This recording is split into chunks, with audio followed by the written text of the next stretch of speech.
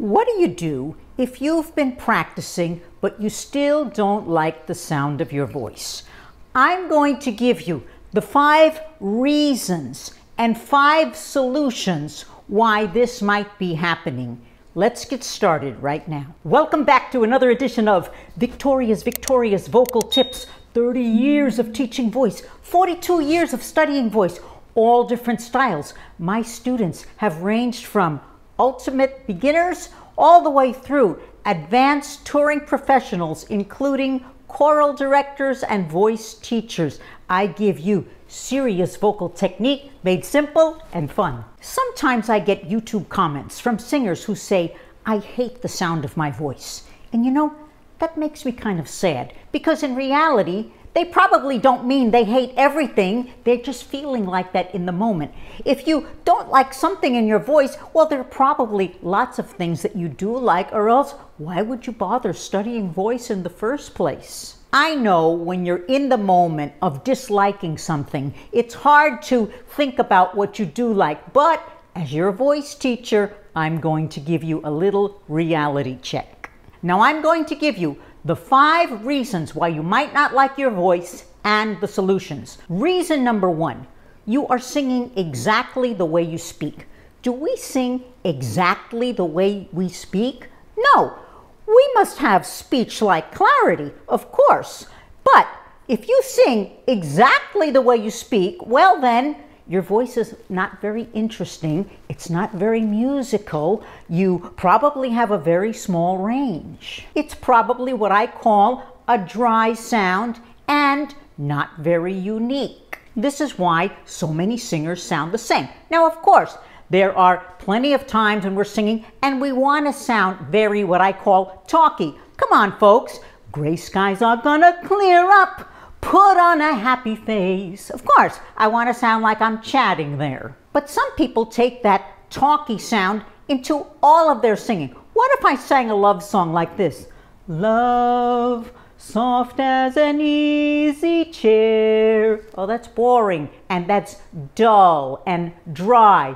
Versus love, soft as an easy chair. We discussed this in my video, Find and Develop Your True Voice. Reason number 2, not enough resonance. Remember the 3 parts of singing? Respiration, phonation, resonation. Resonance is where the magic happens in singing. So if you're not singing with enough resonance, then your voice is probably kind of dull and boring. You know, the sound generated by the vocal folds themselves is not very interesting. It actually sounds like a duck quacking. Imagine if we took your head off, that's what we would get. But when we put your head back on, the head, the resonance is what shapes the voice. A lot of singers sing with just mouth resonance, so it sounds like they're just talking on the pitches, forgetting the fact that the throat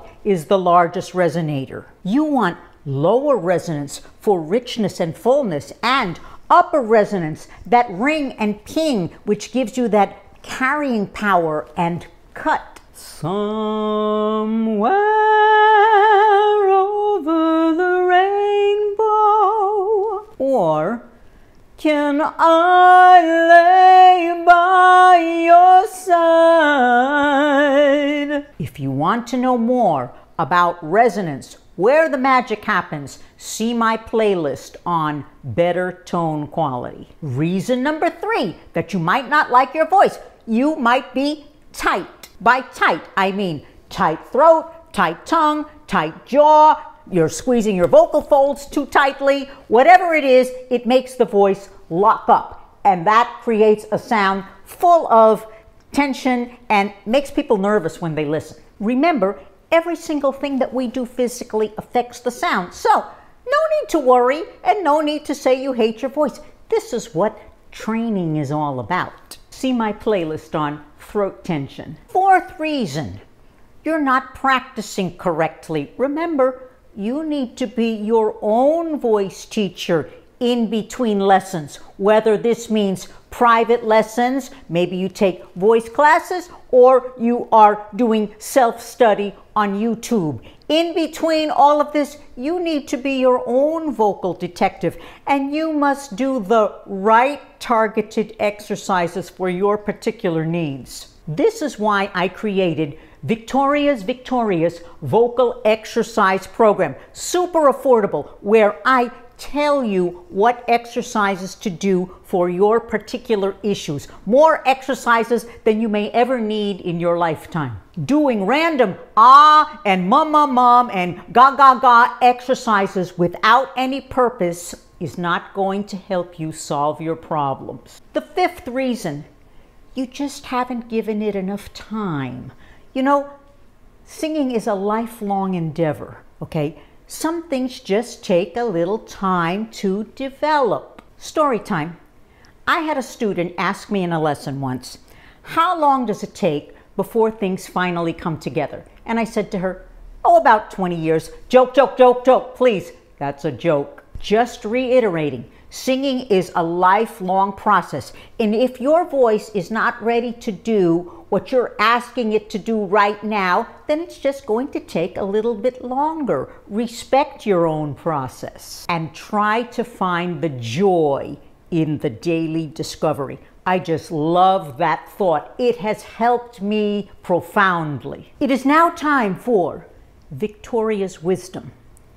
Don't be hard on yourself. Remember, you cannot change the size and shape of your vocal folds, but you can change what you do with your voice. I hope you have enjoyed another edition of Victoria's Victorious Vocal Tips. Don't forget to subscribe. Tell your friends. Leave me some comments. Leave me some thumbs up. Follow me on social media and continue finding the things that you love about your voice and continuing to work on the rest. That's what training is all about. I look forward to seeing everyone again very soon.